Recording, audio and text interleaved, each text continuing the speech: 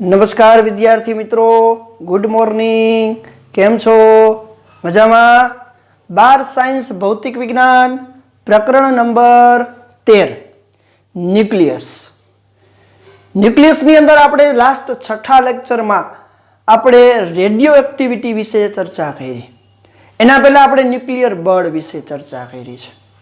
આજે આપણે નવો પોર્શન આ ચેપ્ટરનો ભણવાનો છે જેની અંદર ખરેખર ન્યુક્લિયસની લાક્ષણિકતા શું છે, ન્યુક્લિયસ ની અંદર આ જે રેડિયો એક્ટિવ તત્વ છે એ રેડિયો એક્ટિવ તત્વ એ શું દર્શાવે છે। આપણે ઘણી બધી વખતે એવો શબ્દ સાંભળ્યો હોય કે આ તો રેડિયમનું બનેલું છે, અંજારું હોય તો પણ એમાંથી એક પ્રકારની ઉર્જા ઉત્સર્જિત થાય છે જેથી એ ચમકે છે।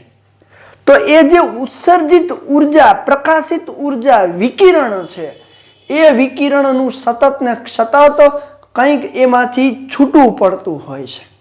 એ છૂટી પડતી ઘટનાને આપણે રેડિયો એક્ટિવિટી કીધી।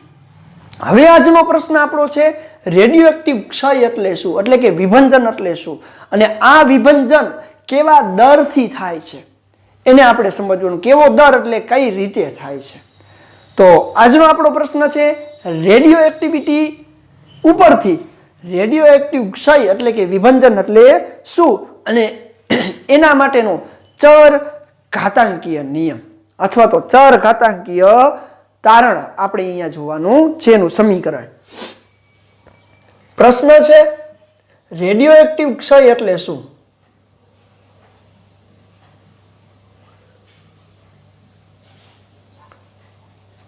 ક્ષયને વિભંજન પણ કહેવાય। શું કહેવાય? રેડિયો એક્ટિવ વિભંજન એટલે શું? હાલો, રેડિયો એક્ટિવ વિભંજન એટલે શું એ સમજાવી અને ચર ઘાતાંકીય સમીકરણ તારવવાનું છે।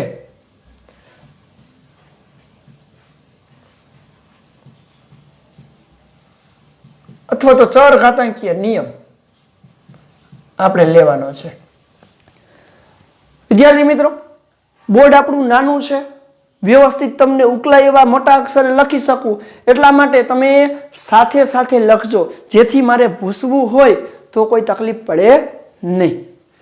ચાલો, પહેલી જ વ્યાખ્યા, પહેલી જ અસર માટે તો કે રેડિયો એક્ટિવ ક્ષય એટલે શું, વિભંજન એટલે શું, તો કે કોઈ અસ્થાયી ન્યુક્લિયસ હોય, હવે કોઈ પણ વસ્તુ હોય અસ્થાયી, એ સ્થાયી થવા માટે પ્રયત્ન કરે, પછી એ માણસ હોય તોય ભલે, કોઈ એક પ્રાણી હોય તોય ભલે, અને અહીંયા વાત કરીએ છીએ ન્યુક્લિયસ હોય તોય ભલે।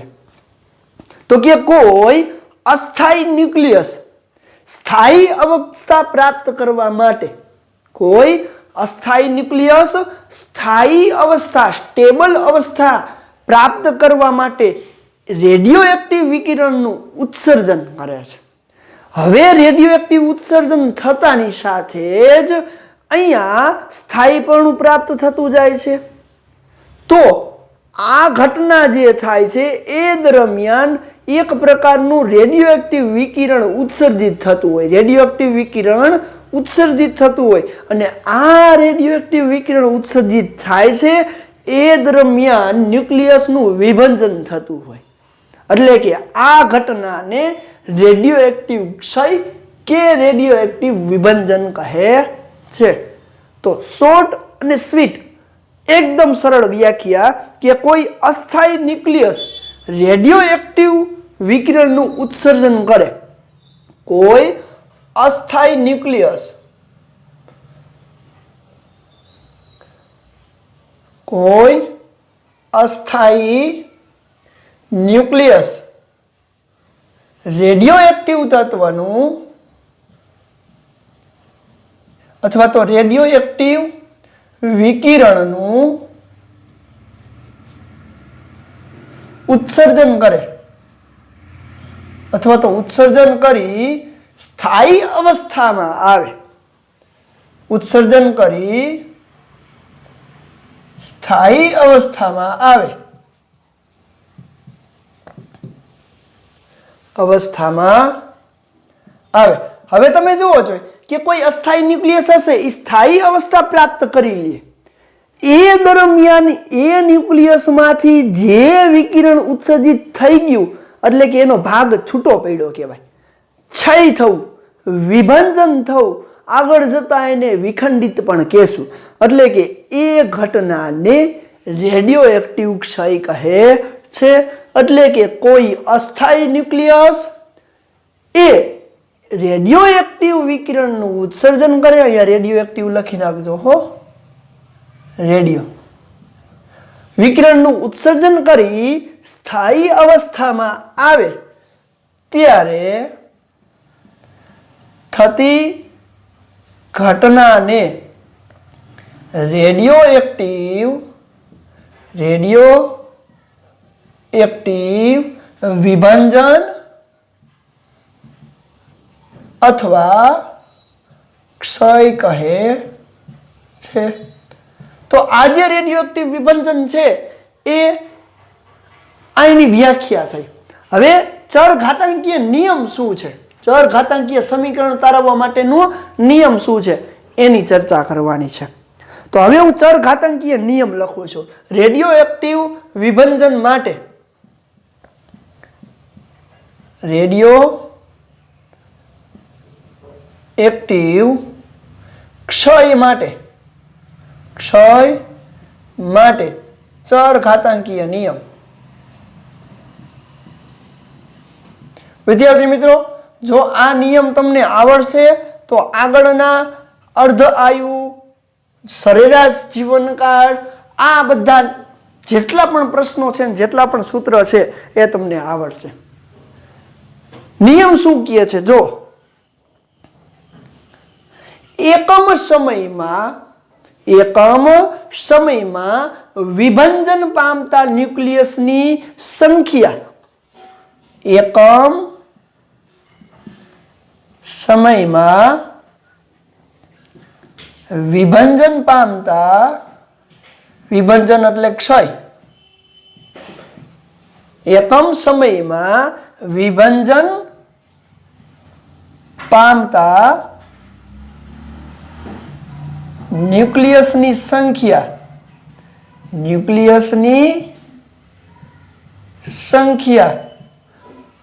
ન્યુક્લિયસમાં બાકી રહેલા એટલે કે અવિભંજિત ન્યુક્લિયસની સંખ્યાના સમપ્રમાણમાં હોય છે। ન્યુક્લિયસમાં એકમ સમયમાં વિભંજન પામતા ન્યુક્લિયસની સંખ્યા તે સમયે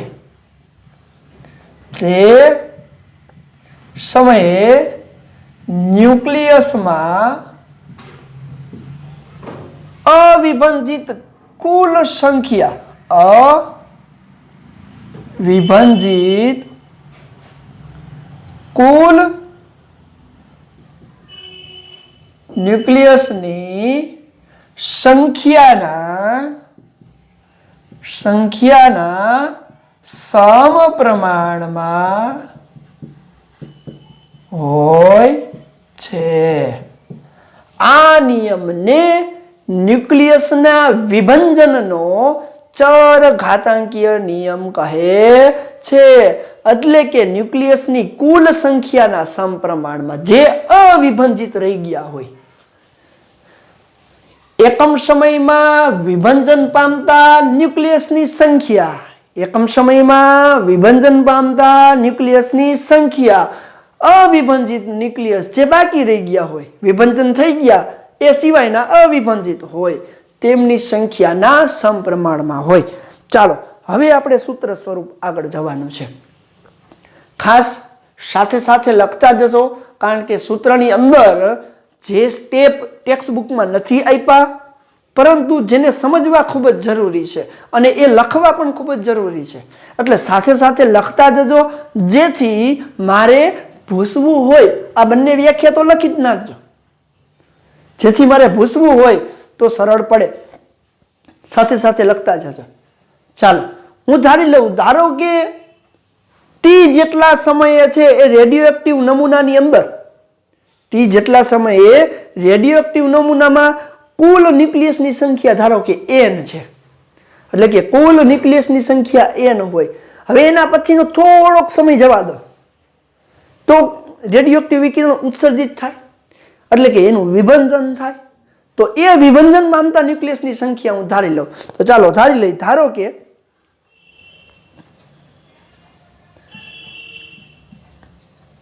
કે t જેટલા સમયમાં અથવા t જેટલા સમયે ન્યુક્લિયસમાં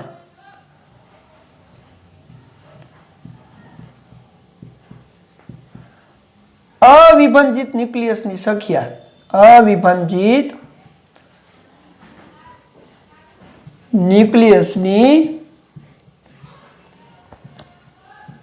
સંખ્યા n છે. કેપિટલ n વડે આપણે એને દર્શાવીએ. હવે ડેલ્ટા ટી જેટલા સમયમાં વિભંજન પામતા ન્યુક્લિયસની સંખ્યા, વિભંજન એટલે ક્ષય પામતા, આ અવિભંજિત, ખાસ જોજો, આ અવિભંજિત ન્યુક્લિયસની સંખ્યા છે અને અહીંયા વિભંજન પામતા ન્યુક્લિયસની સંખ્યા ધારો કે ડેલ્ટા n છે. તો ચરઘાતાંકીય નિયમ જે આપણે લખ્યો છે કે એકમ સમયમાં વિભંજન પામતા ન્યુક્લિયસની સંખ્યા તે સમયે અવિભંજિત કુલ ન્યુક્લિયસની સંખ્યાના સમપ્રમાણમાં હોય છે. તો એ જ તો વ્યાખ્યા પરથી હું એમ લખી શકું,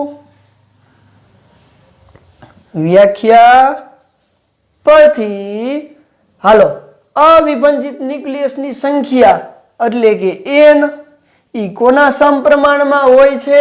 તો કે એકમ સમય એટલે ડેલ્ટા ટી જેટલા સમયમાં વિભંજન પામતા ન્યુક્લિયસની સંખ્યા. તો હાલો અવિભંજિત ન્યુક્લિયસની સંખ્યા કેટલી છે? n. વિભંજન પામતા ન્યુક્લિયસની સંખ્યા કેટલી છે? Delta n. કેટલા સમયમાં વિભંજન પામે છે? Delta T. આ સૂત્ર આપણને મળે છે. હવે આપણે આગળ ચરઘાતાંકીય નિયમનું સમીકરણ તારવવું છે.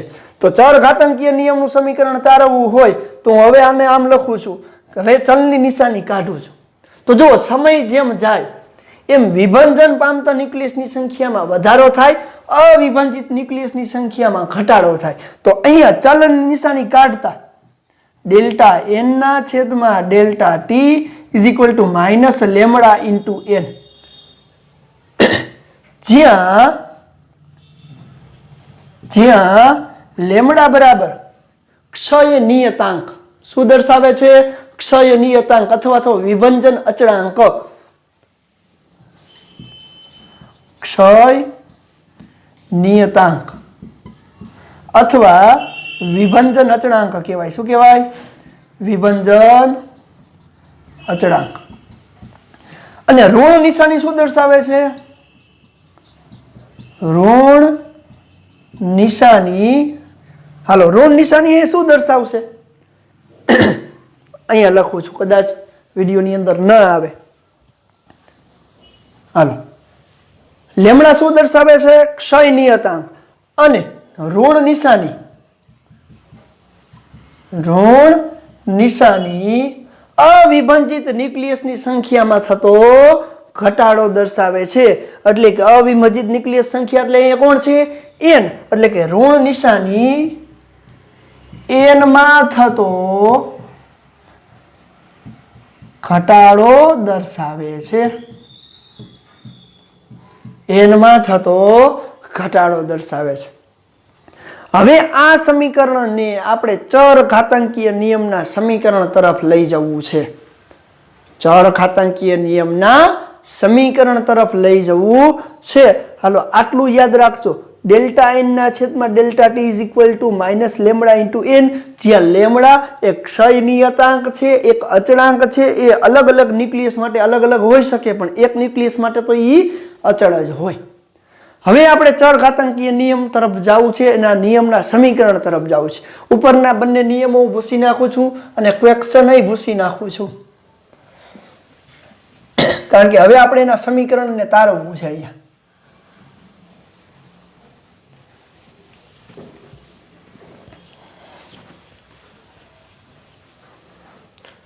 હાલો આટલું ભૂસી નાખું છું, નીચેનું રાખું છું જેથી લખવામાં સરળ પડે. ચાલો આપણે ક્યાં પહોંચ્યા છીએ? અહીંયા.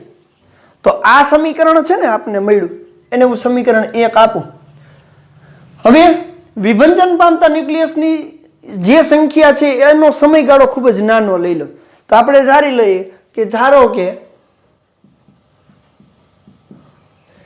Limit delta T tends to 0 માટે ડેલ્ટા n ના છેદમાં delta T is equal two minus lambda into n થાય.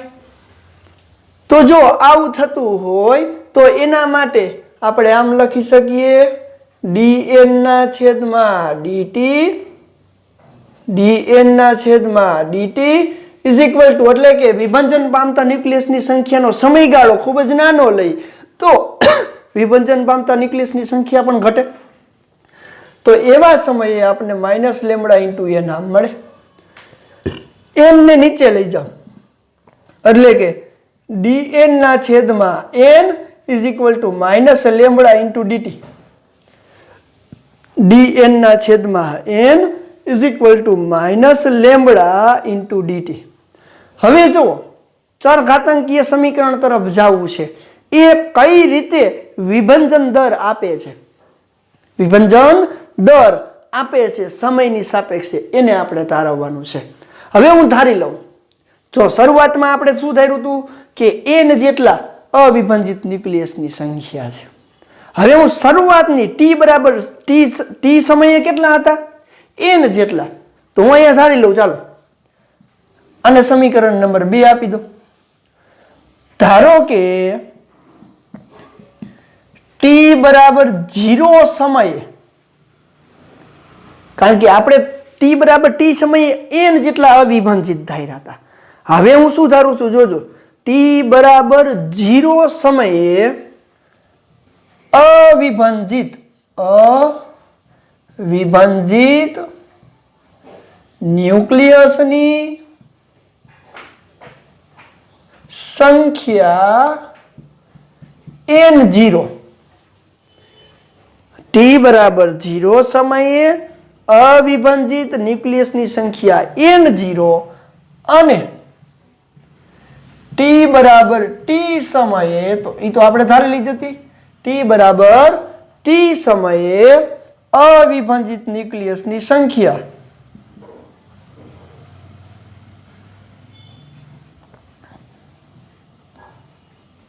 કેટલી છે? n છે.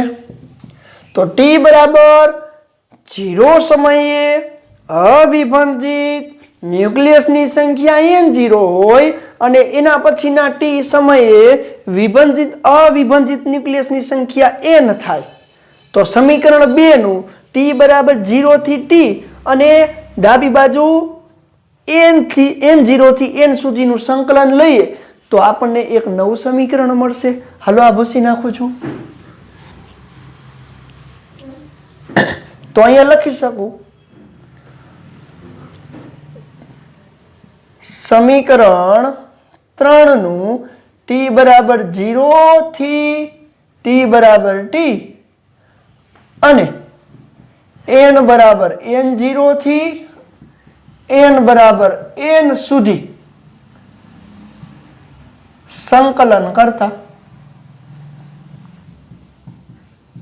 હાલો સંકલન કરું તો સંકલનની અંદર n0 થી n 1/n નું dn ની સાપેક્ષે સંકલન આવું લખી શકું ને, is equal two minus lambda તો અચળ છે. સંકલનની અંદર t બરાબર 0 થી t બરાબર t સુધીનું સંકલન કાંઈ ન હોય તો 1 તો વધે જ, 1 નું dt ની સાપેક્ષે સંકલન. ચાલો અહીંયા આપણે હવે સંકલન કરવાનું છે. તો ચાલો સંકલન કરવું છે તો 1/n નું dn ની સાપેક્ષે સંકલન ln x થાય. 1/x નું dx ની સાપેક્ષે સંકલન ln x થાય. તો અહીંયા એ જ નિયમ પ્રમાણે સંકલન કરું તો dn ની સાપેક્ષે 1/n નું છે, જેમ dx ની સાપેક્ષે 1/x નું હતું. તો અહીંયા સંકલન શું થશે? ln ઇન્ટુ n સંકલન ક્યાંથી ક્યાંનું n0 થી n નું બરાબર માઇનસ લેમડા 1 નું કાંઈ ન હોય તો t થાય t 0 થી t સુધીનું ચાલો હવે હું અહીંયાથી લખીશ આમ સીધો 40 એટલે જોતા રહેજો આ પૂછી નાખું છું હાલો અપર લિમિટમાંથી લોઅર લિમિટ બાદ થાય તો એકવાર n ની જગ્યાએ n જ મૂકો માઇનસ n ની જગ્યાએ n0 મૂકો તો શું થાય માટે ln n minus ln n0 is equal two minus lambda into t કારણ કે t મૂકો ને પછી 0 મૂકો એટલે 0 થઈ જશે આ યાદ હોવું જોઈએ સંકલન રેડી હવે સંકલનનો નિયમ છે જો ln ના સરવાળા હોય તો બંનેના સહગુણકનો ગુણાકાર થાય સોરી બંનેનો સરવાળો હોય તો ગુણાકાર થાય અને બાદબાકી હોય તો બંનેના સહગુણકોનો ભાગાકાર થાય એ નિયમ પણ અહીંયા લખી લઉં ln a minus ln b હોય તો બરાબર આમ લખી શકાય ln a ના છેદમાં b ln a ના છેદમાં b અહીં a ના જગ્યાએ n છે b ની જગ્યાએ n0 છે માટે એને આમ લખી શકું ln n ના છેદમાં n0 is equal two minus lambda into t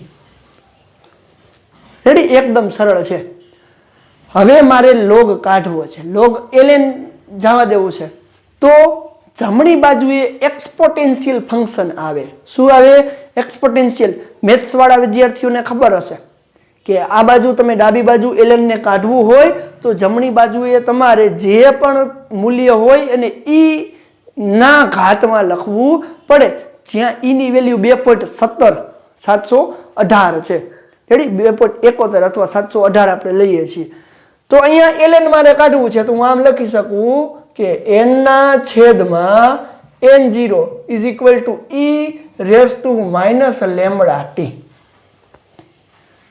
જ્યાં e બરાબર એક્સપોટેન્શિયલ ફંક્શન એક્સપોટેન્શિયલ અચળાંક છે ફંક્શન એટલે અચળાંક જેની વેલ્યુ દાખલાની અંદર તમને આપી છે 2.718 જેટલી છે અત્યારે લખવાની જરૂર નથી ચાલો એના ઉપરથી હું અહીંયા લખું છું માટે n બરાબર n0 ની સામે જવા દો તો n0 e raise to minus lambda t આ સમીકરણને ચર ઘાતાંકીય સમીકરણ કહેવાય શું કહેવાય ચર ઘાતાંકીય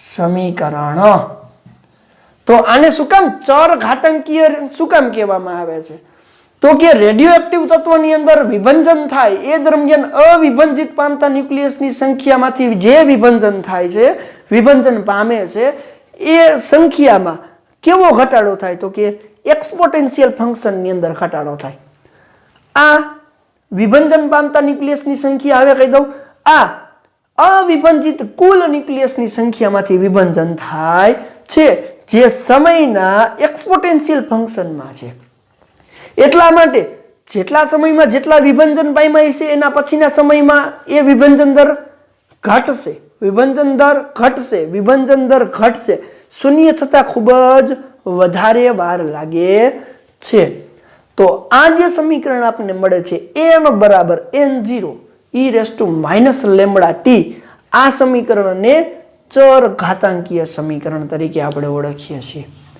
ચાલો આટલું પહેલા લખી લ્યો પછી એના ખાલી ગ્રાફને આપણે ચર ઘાતાંકીય સમીકરણના લાક્ષણિકને આપણે ખાલી સમજવો છે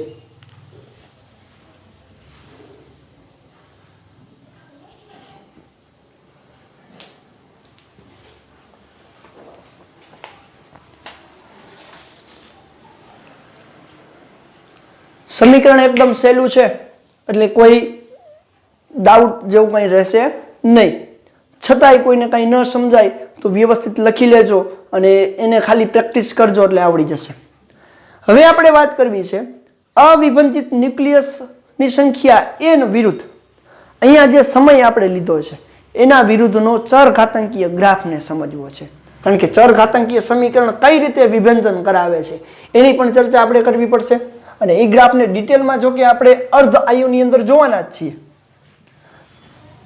છતાં એના ગ્રાફને આ નિયમ અનુસાર આપણે સમજવો છે.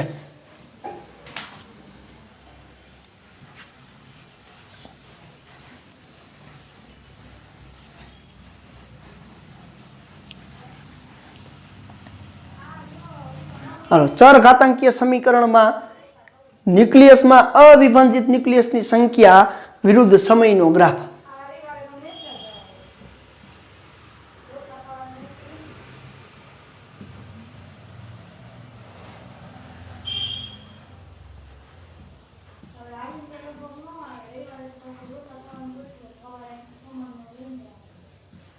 n વિરુદ્ધ સમય t નો ગ્રાફ. તો અવિભાજિત ન્યુક્લિયસની સંખ્યા વિરુદ્ધ t નો ગ્રાફ એટલે અહીંયા હું દોરું છું, માત્ર સમજવાનું છે.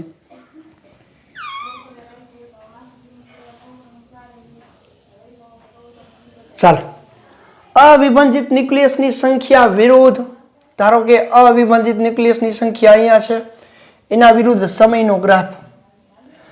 તો સૌ પ્રથમ વાત કરું કે t બરાબર 0 સમય, t બરાબર 0 સમયે કુલ અવિભાજિત ન્યુક્લિયસની સંખ્યા n0 થઈ હતી, જે અહીંયા છે ધારો કે.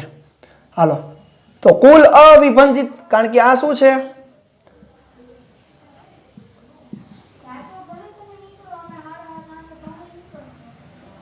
અવિભાજિત સંખ્યા છે. રેડી? તો n0 જેટલા છે. પછી આપણી પાસે સૂત્ર શું છે, n બરાબર n0 e⁻λt અનુસાર એમાં ઘટાડો થાય, અવિભાજિત ન્યુક્લિયસની સંખ્યામાં ઘટાડો થાય. એટલે કે n0 નીચે લઈ જાવ તો આમ થાય n/n0 e⁻λt. આના અનુસાર ઘટે. હવે આના અનુસાર ઘટતું હોય તો એ કઈ રીતે ઘટે છે, તો t બરાબર 0 સમયે n0 છે. હવે અડધો સમય લઉં, આગળ જતા આપને ખબર પડતી અડધો સમય શું છે. એટલે કે t/2 જેટલા સમયે, t/2 જેટલા સમયે અવિભાજિત ન્યુક્લિયસની સંખ્યામાં ઘટાડો થાય. શું થાય? ઘટાડો થાય અને એ અહીંયા પહોંચે. n0 ની જગ્યાએ કેટલા થઈ જાય? હવે n0/2 અડધા થઈ જાય t જેટલા સમય. કેવી રીતે થાય છે એનું સૂત્ર પણ આપણે અર્ધ આયુની અંદર તારવવાનું છે, પણ એ આ સૂત્ર અનુસાર અડધા થાય. પછી એના પછીના t/2 જેટલા સમય, એટલે હું અહીંયા લઉં 2t/2 એટલે કે t જેટલા સમયે પછી આટલા ઘટે છે. એના પછીના સમય એટલે કે n0/2 માંથી n0/2 થાય, એટલે કે n0/4 જેટલા થાય. એના પછીના સમયે એટલે કે 3t/2 એટલે કે આ રીતે n0/4 એના અડધા n0/8 એટલે કે ચર ઘાતાંકીય રીતે આમ ઘટશે. ચર ઘાતાંકીય રીતે આમ ઘટશે. જો આ રીતે. રેડી? અહીંયાથી એના પછીના 4t/2 જેટલા સમયે n0/16 થાય. એટલે આ ગ્રાફ ઉપરથી આપણે એવું દર્શાવીએ છીએ કે આ ગ્રાફને ચર ઘાતાંકીય લાક્ષણિકતા કહેવાય. શું કહેવાય?